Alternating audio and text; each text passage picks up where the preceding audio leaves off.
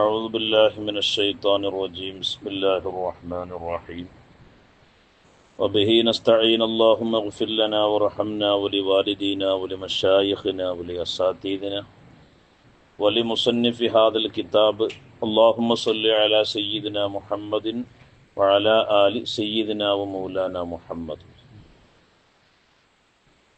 ഇന്നലെ നമ്മൾ പറഞ്ഞത് അള്ളാഹു ഏത് രൂപത്തിലാണോ നമ്മൾ നിർത്തിയത് ആ നിർത്തിയിടത്ത് തന്നെ നിൽക്കുന്ന ആളാണ് യഥാർത്ഥ വിശ്വാസി. അള്ളാഹു താല ഒരു മനുഷ്യനെ ഒരു വഴിയിലേക്ക് തിരിച്ചിട്ട് ആ വഴി മാറി മറ്റൊരു വഴിയെ തിരഞ്ഞെടുക്കുക എന്ന് പറയുന്നത് ഒരു വലിയ പതനത്തിൻ്റെ അടയാളമാണ് എന്നാണ് കഴിഞ്ഞ ക്ലാസ്സിൽ നമ്മൾ പറഞ്ഞത്. രണ്ട് രൂപത്തിലുള്ള മനുഷ്യന്മാരെ കുറിച്ച് പറഞ്ഞു. ഒന്ന്, ഇബാദത്തുകളൊക്കെ ചെയ്യും, അതോടുകൂടെ തന്നെ സ്വന്തം ജീവിതമാർഗം തിരഞ്ഞെടുത്ത് അങ്ങനെ ജീവിക്കുന്ന ആൾക്കാരുണ്ട്.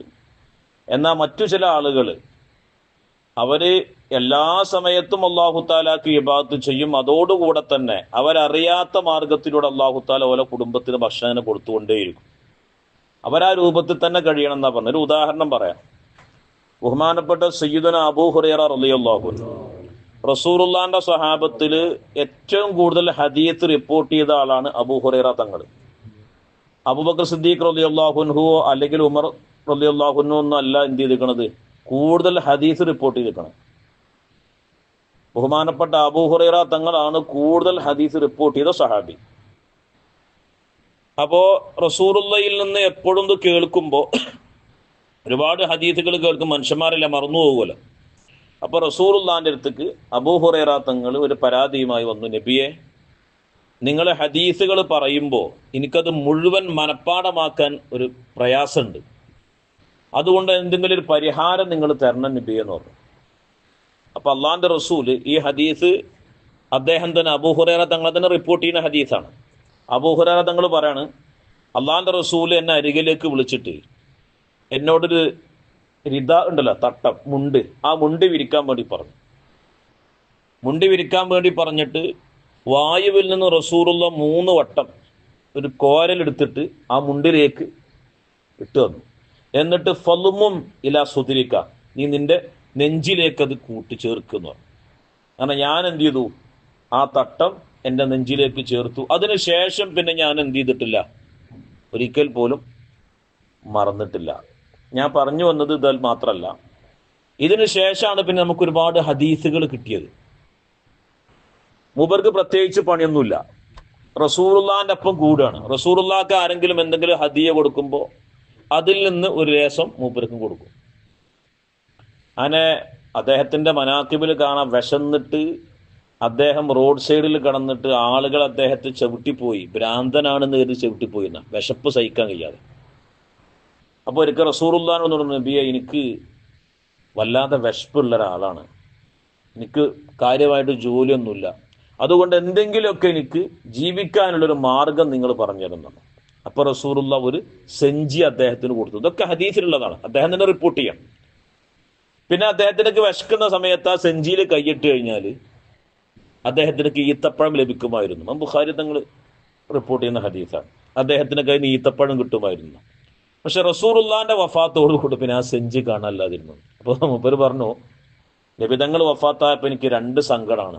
ഒന്ന്, അള്ളാഹിന്റെ ഹബീബ് ലോകത്തോട് ഇവിടെ പറഞ്ഞു. 2, അള്ളാഹിന്റെ റസൂൽ എനിക്ക് നൽകി ആ സെഞ്ചി നഷ്ടപ്പെട്ടു.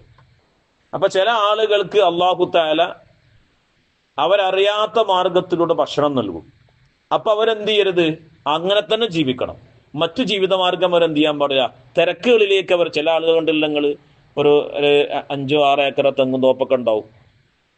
അപ്പൊ അതിന് തേങ്ങ വിറ്റാൽ തന്നെ അവർക്ക് ജീവിക്കാനുള്ള ഇതുണ്ടാവും. അല്ലെങ്കിൽ വേറെ എന്തെങ്കിലുമൊക്കെ 2 കടകൾ ഷെയറൊക്കെ ഉണ്ടാവും, അതുകൊണ്ട് ജീവിക്കാൻ തന്നെ ഇഷ്ടം പോലെ ഉണ്ടാവും. എന്നാലും ഇവർക്ക് എന്ത് തികയാത്തൊരു കോലം, അങ്ങനെ പാടില്ല. കാരണം അങ്ങനെ വന്നു കഴിഞ്ഞാൽ അത് വലിയ അപകടമാണ് ചെയ്യുക. കാരണം ഈ സമ്പത്തിനോടുള്ള മോഹത്തിനെ കുറിച്ച് അള്ളാഹിന്റെ റസൂല് സ്വല്ലല്ലാഹു അലൈഹി വസല്ലമ തങ്ങൾ പറഞ്ഞത്, ബനു ഇസ്രായേലുകൾ നശിക്കാൻ കാരണം ഒന്ന് സ്ത്രീകളാണ് മെയിനായിട്ട്. എന്നാ എൻ്റെ ഉമ്മത്തിന്റെ നാശം അൽ മാൽ എന്ന് ഹബീബായ മുഹമ്മദ് റസൂലുള്ളാഹി, സമ്പത്താണെന്ന്. അപ്പൊ നമ്മള് സമ്പത്തിന്റെ അടുത്തേക്ക് അങ്ങോട്ട് പോകുന്നു വേണ്ട, സമ്പത്തിന്റെ ആ ഒരു ആഗ്രഹം അറിയാതെ നമ്മിലേക്ക് വന്നു ചേരും. അത് നമ്മൾ നല്ലോണം ശ്രദ്ധിക്കണം. ഇനി ശ്രദ്ധിച്ചോളൂ, ഇനി അടുത്ത ഹിക്മത്തിനെ കുറിച്ച് പറയണം. സവാബികുൽ ഹിമമി, മുൻകടക്കുന്ന ഇച്ഛാശക്തികൾ, ലാ തഖ്രിഖു അസ്വാറൽ അഖ്ദാരി, അള്ളാഹുവിന്റെ വിധികളാകുന്ന ഭിത്തികളെ അവകൾക്ക് ഭേദിക്കാൻ കഴിയില്ല. എന്താ ഈ പറയണ അറിയോ? ഇതിന്റെ ഒക്കെ ഓരോ വാക്കിന് ഭയങ്കര കട്ടിയുണ്ട്. അതാ ഞാൻ ആശയം പിന്നെയും പറയണത്. സവാബികുൽ ഹിമമി, മുൻകടക്കുന്ന ഇച്ഛാശക്തികൾ, ലാ തഖ്രിഖു അസ്വാറൽ അഖ്ദാരി, അള്ളാഹുവിന്റെ വിധി ഉണ്ടല്ലോ, ആ വിധികളാകുന്ന ഭിത്തികളെ ഭേദിക്കാൻ മുൻകടക്കുന്ന ഇച്ഛാശക്തികൾക്ക് കഴിയില്ല. ഇച്ഛാശക്തികൾ എന്ന് പറഞ്ഞാൽ, ഇച്ഛാശക്തി ഉള്ളവർ എന്ന് പറഞ്ഞാൽ അള്ളാഹുവിന്റെ ആരിഫീങ്ങളാണ്. ആരിഫീങ്ങളായാലും ആരായാലും അള്ളാഹു താര കണക്കാക്കിയത് എന്ത് ചെയ്യുള്ളൂ? ലോകത്ത് നടക്കുള്ളൂ. ഇപ്പൊ ചില സ്വാലിഹീങ്ങളുണ്ട്, ഓല് നാവ് കൊണ്ടൊന്നും പറയണ്ട, ഒന്നും ചെയ്യണ്ട, മനസ്സിലൊരു കാര്യം കരുതിയാൽ മതി. അത്രക്കും ഇച്ഛാശക്തി അള്ളാഹു താല കൊടുത്ത ആൾക്കാരാണ്. അലാ ഇന്ന ഔലിയ അല്ലാഹി ലാ ഖൗഫുൻ അലൈഹിം വലാ ഹും യഹ്സനൂൻ. അത്ര മനക്കരുത്തുള്ള ആൾക്കാരാണ്. പക്ഷെ എത്ര മനക്കരുത്തുള്ളവരാണെങ്കിലും അള്ളാഹു താല ഒരു കാര്യം തീരുമാനിച്ചു, അള്ളാഹുവിന്റെ അസലിയായ ഖളായിൽ ഒരു കാര്യം തീരുമാനിച്ചാൽ അതേ എന്ത് ചെയ്യുള്ളൂ? ലോകത്ത് നടക്കുള്ളൂ. ഇതേപോലെ തന്നെ അതിന്റെ മറ്റൊരു വശമുണ്ട്, സിഹിറിന്റെ മേഖല. ഒരാൾ നമുക്ക് സിഹിർ ചെയ്യണമെന്ന് വിചാരിച്ച് എന്തെങ്കിലും ചെയ്യുകയാണെങ്കിൽ അള്ളാഹു താല കണക്കാക്കിയാൽ മാത്രമേ നമുക്ക് എന്ത് ചെയ്യുള്ളൂ? ഉണ്ടാവുള്ളൂ. സിഹിർ എന്ന് പറയുന്നത് പ്രത്യേകിച്ച് ഈ കാലഘട്ടത്തിൽ നമ്മൾ നല്ലോണം ശ്രദ്ധിക്കേണ്ട കാര്യമാണ്. എന്തെങ്കിലുമൊക്കെ ചെറിയൊരു പണക്കത്തിന്റെ പേരിൽ മറ്റുള്ളവർക്ക് ഉപദ്രവം ഉണ്ടാക്കുന്ന ഒരു കാലഘട്ടമാണ്. അള്ളാന്റെ റസൂലിന് പോലും എന്ത് ചെയ്തിട്ടുണ്ട്? സിഹിർ ബാധിച്ചിട്ടുണ്ട്. അള്ളാന്റെ റസൂലിന് പോലും സിഹിർ, ലബീദ് എന്ന് പറയുന്ന ഒരു മനുഷ്യൻ, ജൂതനായ ഒരു മനുഷ്യനാണ് നബി സല്ലല്ലാഹു അലൈഹി വസല്ലമ തങ്ങൾക്ക് സിഹിർ ചെയ്തത്. മനസ്സിലാവുണ്ടോ?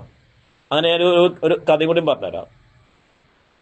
റസൂലുള്ള കിടക്കുന്ന സന്ദർഭത്തിൽ റസൂലുള്ളാക്ക് എന്നാ ഒരു ഉണർവിലാണ്, എന്നാ ഉറക്കിലാണ്, അങ്ങനത്തെ ഒരു അവസ്ഥ വന്നു. എപ്പോഴും ആയിഷ ബീബിനെ ആയിഷ ആയിഷ എന്നിങ്ങനെ വിളിക്കുന്ന ഒരു അവസ്ഥ. അപ്പൊ റസൂലുള്ളാക്കിനെ തോന്നി, എന്താ എനിക്ക് സംഭവിച്ചിരിക്കുന്നത്? ആ സമയത്ത് 2 മലക്കുകൾ റസൂലുള്ളാന്റെ അടുത്ത് വന്നിട്ട് ഒരു മലക്ക് മറ്റൊരു മലക്കിനോട് പറയാണ്, നബിതങ്ങൾക്ക് സിഹിർ ബാധിച്ചിട്ടുണ്ട്. അത് ആ മാരണത്തിന്റെ വസ്തുക്കൾ കൊണ്ടുപോയിട്ടത് ഇന്നാലിന്ന ഒരു കിണറ്റിലാണ് എന്നൊക്കെ റസൂലുള്ളാനോട് ഇങ്ങനെ പറയാം. റസൂലുള്ള എഴുന്നേറ്റ് സഹാബികളെ പറഞ്ഞയച്ച് ആ കിണർ കണ്ടുപിടിച്ച് അത് പരിശോധിച്ച് നോക്കുമ്പോൾ അതിൽ കുറെ മുടികളും അതുപോലെ തന്നെ മറ്റു ചില സാധനങ്ങളും അതിന് എന്ത് ചെയ്തു, ഒരു കയറിന്റെ കെട്ടുകളൊക്കെ ഉണ്ടായി. അങ്ങനെയാണ് ഖുൽ അഊദു ബിറബ്ബിൽ ഫലഖ് മിൻ ശർരി മാ ഖലഖ് വമിൻ ശർരി ഗാസിഖിൻ ഇദാ വഖബ എന്ന് പറഞ്ഞിട്ട് ഓരോന്നിനും ഓരോ കെട്ടുകൾ എന്ത് ചെയ്ത് അയച്ചു. അപ്പൊ റസൂലുള്ളാഹ്ക്ക് പോലും സിഹിർ ബാധിച്ചിട്ടുണ്ട്. പക്ഷെ എന്ത് സംഭവമാണെങ്കിലും അള്ളാഹുവിന്റെ അസലിയായ ഖളായിലുള്ള കാര്യങ്ങൾ എന്ത് ചെയ്യുള്ളൂ? ലോകത്ത് നടക്കുള്ളൂ. നമ്മളൊരു കാര്യം തീരുമാനിച്ച്, നമ്മൾ ഇഷ്ടപ്പെട്ടൊരു കാര്യം തീരുമാനിച്ചാലൊന്നും അത് ലോകത്ത് നടന്നോളണമെന്നില്ല. ഇപ്പൊ ഒരു ഉദാഹരണം പറയാം. നബി സല്ലല്ലാഹു അലൈഹി വസല്ലമ തങ്ങളുടെ കാലത്ത് 300ഓളം മുനാഫിക്കീങ്ങൾ ഉണ്ടായിരുന്നു. റസൂലുള്ളാന്റെ സദസ്സിൽ നമ്മൾ ശരിക്കും ശ്രദ്ധിക്കേണ്ട ഒരു കാര്യം കേട്ടോ. 300ഓളം മുനാഫിക്കീങ്ങൾ ഉണ്ടായിരുന്നു സ്വഹാബത്തിന്റെ അടിയിൽ. പക്ഷെ റസൂലുള്ള അവരോടൊന്നും നിങ്ങൾ ഇറങ്ങിപ്പോയിക്കോളിന്നോ ഒന്നും റസൂലുള്ളവരോട് പറയുമായിരുന്നു. റസൂലുള്ളാഹ്ക്ക് അറിയാം ഇന്നാലിന്നാള് മുനാഫിക്കാണ്, ഓന് കപട വിശ്വാസിയാണ്, ഓനെ അഭിനയിക്കാന്ന് റസൂലുള്ളാഹ്ക്ക് അറിയാം. പക്ഷെ റസൂലുള്ള അവരോടൊന്നും മോശമായി പെരുമാറിയിട്ടില്ല. ആ കൂട്ടത്തിൽ അവരെ നേതാവാണ് ഉബയ്യ് ഇബ്നു സലൂൽ എന്ന് പറയുന്ന ആള്. മുനാഫിക്കിന്റെ നേതാവാണ്. കാഫിരീങ്ങളെ കുറിച്ച് കുറച്ച് ആയത്തുകളെ ഖുർആൻ പറഞ്ഞിട്ടുള്ളൂ. എന്നാൽ മുനാഫിക്കീങ്ങളെ കുറിച്ച് ഒരു ഭാഗത്ത് എൻ്റെ ഓർമ്മ ശരിയാണെങ്കിൽ 13ഓളം ആയത്തുകൾ പറയുന്നുണ്ട് മുനാഫിക്കീങ്ങളെ കുറിച്ച്. അദ്ദർക്കുൽ അസ്ഫലി മിനന്നാർ, നരകത്തിന് ഏറ്റവും അടിഭാഗത്ത് മുനാഫിക്കീങ്ങളെന്നൊക്കെ ഇവിടെ പറയുന്നുണ്ട്, പരിശുദ്ധ ഖുർആൻ പറയുന്നത്. അത്രയും ഇസ്ലാം ആക്ഷേപിച്ച ആൾക്കാരാണ് മുനാഫിക്കീങ്ങൾ. ആ മുനാഫിക്കിന്റെ നേതാവായിരുന്നു ആര്? ഉബയ്യ് ഇബ്നു സലൂൽ. ആ ഉബയ്യ് ഇബ്നു സലൂൽ ഒരു യുദ്ധവേളയിൽ അബ്ബാസ് റളിയല്ലാഹു അൻഹുവിനക്ക് ഒരു വസ്ത്രം കൊടുത്ത് സഹായിച്ചിട്ടുണ്ട്. ഒരു യുദ്ധവേളയിൽ ഒരു സ്വഹാബിക്ക് ഒരു വസ്ത്രം കൊടുത്ത് സഹായിച്ചിട്ടുണ്ട്. അങ്ങനെ ഉബയ്യ് ഇബ്നു സലൂൽ മരണപ്പെട്ടപ്പോൾ നബി സല്ലല്ലാഹു അലൈഹി വസല്ലമ തങ്ങളെ വിടെത്തി. മുനാഫിക്കാണെങ്കിലും റസൂലുള്ളാന്റെ മനസ്സിലൊരു റഹ്മത്തുണ്ട്. ആ മുനാഫിക്കിന്റെ നേതാവിന്റെ ജനാസയിൽ നബി സല്ലല്ലാഹു അലൈഹി വസല്ലമ തങ്ങൾ പങ്കെടുത്തു. എന്നിട്ട് റസൂലുള്ളാന്റെ ഒരു ഖമീസ് ഉണ്ടായിരുന്നു. ആ ഖമീസ് ഉബയ്യ് ഇബ്നു സലൂൽ എന്ന് പറയുന്ന ഈ മനുഷ്യനെ ആര് ധരിപ്പിച്ചു? നബി സല്ലല്ലാഹു അലൈഹി വസല്ലമ തങ്ങൾ ധരിപ്പിച്ചു. എന്തിനാണ് ഈ വസ്ത്രം ധരിപ്പിക്കുന്നത്? റസൂലുള്ളാന്റെ ശരീരം തട്ടിയ വസ്ത്രം പിന്നെ നരകം തൊടൂല എന്നാണ് ഹദീസ്. അപ്പൊ അതിനു വേണ്ടി ഈ മനുഷ്യന് രക്ഷപ്പെട്ടോട്ടെ എന്ന് വിചാരിച്ചിട്ട് കൊടുത്തപ്പോ ബഹുമാനപ്പെട്ട സയ്യിദുന മുഖറബുൽ അംലാക്ക് മലക്ക് ജിബ്രീൽ അലൈഹിസ്സലാത്തു വസ്സലാം വന്നിട്ട് പറഞ്ഞു, നബിയെ രക്ഷപ്പെടൂല കേട്ടോ, ഉബയ്യ് ഇബ്നു സലൂലിനെ രക്ഷപ്പെടുത്താൻ അള്ളാഹു തീരുമാനിച്ചിട്ടില്ല. അതുകൊണ്ട് ഈ മനുഷ്യൻ കാഫിറാണ് എന്ന് അള്ളാഹു താല അസലിയായ ഖളായിൽ തീരുമാനിച്ചിരിക്കുന്നു. അദ്ദേഹത്തെ രക്ഷപ്പെടുത്താൻ നിങ്ങൾക്ക് കഴിയില്ല നബിയെ എന്ന് ബഹുമാനപ്പെട്ട ജിബ്രീൽ അലൈഹി സ്വലാത്തു വസ്സലാം നബി സല്ലല്ലാഹു അലൈഹി വസല്ലമ തങ്ങളോട് പറയണം. അപ്പം നമ്മൾ മനസ്സിലാക്കേണ്ടത്, ഈ ലോകത്ത് ഏതൊരു വിഷയവും അള്ളാഹുവിൻ്റെ തീരുമാനമല്ലാതെ നടക്കൂല. ഇസ്രയേൽ ഫലസ്തീനിനെ അടിക്കുന്ന വിഷയമാണെങ്കിലും അമേരിക്ക ഇറാൻ ആക്രമിക്കുകയാണെങ്കിലും ലോകത്ത് ഓരോ വിഷയങ്ങൾക്കും അള്ളാഹുവിൻ്റെ തീരുമാനമല്ലാതെ നടക്കൂല. പിന്നെ ചില കാര്യങ്ങൾ നമുക്കങ്ങനെ പറഞ്ഞു കഴിഞ്ഞാൽ ആളുകൾക്ക് അത് ഇഷ്കാല് വരുള്ളൂ. അതുകൊണ്ട് നമ്മൾ ചില കാര്യങ്ങൾ നമുക്ക് സ്വമേധ നമ്മളെ ഹൃദയം കൊണ്ട് നമ്മൾ മനസ്സിലാക്കണം. ഇസ്ലാം എന്ന് പറയുന്നത് എന്തെന്നറിയാം? ഇസ്ലാം എന്ന് പറയുന്നത് ഈ പുറത്ത് കാണുന്ന പ്രകടമായ വിഷയങ്ങളല്ല ഇസ്ലാം. അതിനൊരു മാധുര്യമുണ്ട്. ഇപ്പൊ മഹാന്മാരൊരു ഉദാഹരണം പറഞ്ഞത്, ഇപ്പൊ നമ്മൾ അങ്ങാടി പോയി കഴിഞ്ഞാൽ പിന്നെ പഴം തൂക്കിച്ചിട്ടില്ലെങ്കിൽ എന്താ രസം കാണാൻ, അല്ലെ? നല്ല രസമാണ്. നല്ല മൗസൂർ പഴത്തിന്റെ കൊലൊക്കെ ഇങ്ങനെ കാണുമ്പോൾ നല്ല രസമാണ് കാണാൻ എന്ന് വിചാരിച്ചിട്ട് ആ രസം കണ്ടിട്ട് ആരെങ്കിലും ആ തൊലി പോയി തിന്നലുണ്ടോ? രസം കണ്ടിട്ട് അല്ല. ആ തൊലി കാണാൻ നല്ല ഭംഗിയാണ്, പക്ഷെ തിന്നാൻ അത് ചവർപ്പാണ്. എന്നാൽ അതിന്റെ ഉള്ളിലത്തെ ഇത്തരം രസം ഉള്ളിലത്തെ കാണാനല്ല, പക്ഷെ അത് തിന്നാൻ നല്ല മാധുര്യമാണ്. മഹാന്മാർ പറയുന്നു, നീ ആ തൊലി ഉരിഞ്ഞിട്ട് അതിന്റെ ഉള്ളിലത്തെ നീ കഴിക്കണം. അതാണ് ഇസ്ലാം. അതുകൊണ്ടാണ് ബഹുമാനപ്പെട്ട നബി സല്ലല്ലാഹു അലൈഹി വസല്ലമ തങ്ങളും സഹാബത്തും ഉഹുദ് യുദ്ധത്തിന് വേണ്ടി തയ്യാറായി നിൽക്കുകയാണ്.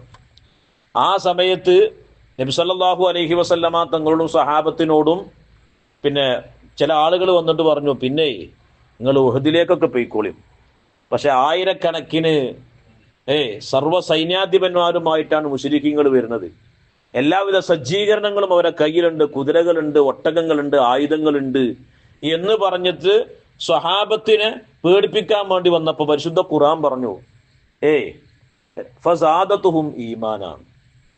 സ്വഹാബത്തിനോട് ആ വിഷയം എന്ന് പറഞ്ഞപ്പോ അവർക്ക് പേടിയല്ല വന്നത്, റബ്ബിന് എന്താ കാട്ടുക എന്നല്ല വന്നത്. ഓർക്ക് ഈമാൻ അങ്ങോട്ട് കൂടി. ഈമാൻ അങ്ങോട്ട് കൂടി. എന്താ കാരണം? ഇസ്ലാം എന്ന് പറയുന്നതിന്റെ മാധുര്യം ശരിക്കും അറിഞ്ഞിട്ടുണ്ട്. ഞാൻ ഇവിടെ തന്നെ ഒരു പോയിന്റും കൂടി പറഞ്ഞ് അവസാനിപ്പിക്കുകയാണ്.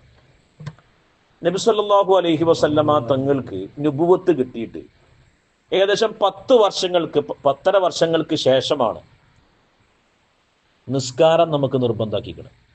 നിസ്കാരം, നോമ്പും നിർബന്ധാക്കിക്കണം. ഇപ്പൊ ഞാൻ മുമ്പൊരിക്കൽ ക്ലാസ്സിൽ പറഞ്ഞില്ലേ, ഖദീജ ബീവി എന്ത് ചെയ്തിട്ടില്ല? നിസ്കരിച്ചിട്ടില്ല. നമുക്ക് ഫർലാക്കിയ നിസ്കാരം നിർവഹിച്ചിട്ടില്ല. ളുഹർ, അസ്ർ, മഗ്രിബ്, ഇശാ, സുബഹി പോലത്തെ നിസ്കാരം നിർവഹിച്ചിട്ടില്ല. അപ്പോൾ നിസ്കാരം നബി സല്ലല്ലാഹു അലൈഹി വസല്ലം തങ്ങൾക്ക് നുബുവത്ത് കിട്ടിയിട്ട് ഏകദേശം 10 വർഷങ്ങൾക്ക് ശേഷമാണ് എന്ത് ചെയ്യുന്നത്? നിസ്കാരം നിർബന്ധാക്കുന്നത്. ഇപ്പൊ ഇവിടെ ഒരു ചോദ്യം വരുന്നുണ്ട്, പിന്നെ ഈ 10 വർഷക്കാലം സ്വഹാബത്തിന് എന്തിരുന്നു പണി? നമുക്ക് ഈ നിസ്കാരം ഇപ്പൊ എന്തേക്കാരം പണി? നിങ്ങളൊന്ന് ആലോചിച്ചേക്കാണ്. നിസ്കാരം നോമ്പ് ഒന്നുമില്ലെങ്കിൽ നമ്മളെ പണി എന്തേക്കാരം? ഈ 10 കൊല്ലം നബി സല്ലല്ലാഹു അലൈഹി വസല്ലമ തങ്ങള് ലാ ഇലാഹ ഇല്ലല്ലാഹിനെ കുറിച്ച് സ്വഹാബത്തിന് പഠിപ്പിച്ചു കൊടുക്കരുത്. ലാ ഇലാഹ ഇല്ലല്ലാഹ് മുഹമ്മദ് റസൂലുള്ളാഹി എന്ന് പറയുന്ന കലിമ ഉണ്ടല്ലോ, ആ കലിമ, അതിന്റെ ഉൾസാരം, അതിന്റെ മാധുര്യം റസൂലുള്ളാഹി സ്വല്ലല്ലാഹു അലൈഹി വസല്ലമ തങ്ങൾ സ്വഹാബത്തിന്റെ ഹൃദയത്തിൽ ഇട്ടുകൊടുക്കരുത് ഈ 10 വർഷം. എന്നിട്ടാണോ ഓലങ്ങോട്ട് പോണത്? ബദറിലേക്ക് പോണത്. പിന്നെ ഓൽക്കതൊരു പ്രയാസം ഉണ്ടാകുമോ? അവരെ സംബന്ധിച്ച് ഇതൊരു പ്രശ്നേ അല്ല, അല്ലേ? അള്ളാന്റെ റസൂൽ സല്ലല്ലാഹു അലൈഹി വസല്ലമ തങ്ങൾ സ്വഹാബത്ത് പറഞ്ഞില്ലേ, നബിയെ നിങ്ങൾ ആ കാണുന്ന സമുദ്രത്തിലേക്ക് ചാടാൻ പറഞ്ഞാലും ഞങ്ങൾ റെഡിയാണ്. കാരണം എന്താണ്? ഓർക്ക് ലാ ഇലാഹ ഇല്ലല്ലാഹ് മുഹമ്മദ് റസൂലുള്ളാഹി എന്ന് പറയുന്ന കലിമയുടെ ആ ഒരു മാധുര്യം ഉണ്ടല്ലോ, അതൊർക്ക് കിട്ടി.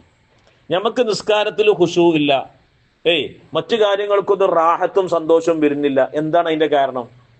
നമുക്ക് അതിന്റെ മാധുര്യം ഇത്ര കാലമായിട്ടും കിട്ടിയിട്ടില്ല. നമ്മളിപ്പോഴും ആ പുറത്ത് തൊലി തിന്ന് അതിന്റെ ചവർപ്പ് മാത്രം കഴിച്ചുകൊണ്ടിരിക്കുകയാണ്. ഉള്ളത്തെ മാധുര്യം ആർക്ക് കിട്ടിയിട്ടുള്ളൂ? സ്വാലിഹീങ്ങളാകുന്ന ആളുകൾക്കും സഹാബികളാകുന്ന ആളുകൾക്ക് കിട്ടിയിട്ടുള്ളൂ. അത് നമുക്ക് ലഭിക്കണം. മനസ്സിലാവണ്ടോ? ഇൻഷാ അല്ലാഹ് നമ്മൾ ഓരോ ക്ലാസ്സുകളിലും വ്യത്യസ്തമായ വിഷയങ്ങളാണ് പറയാം.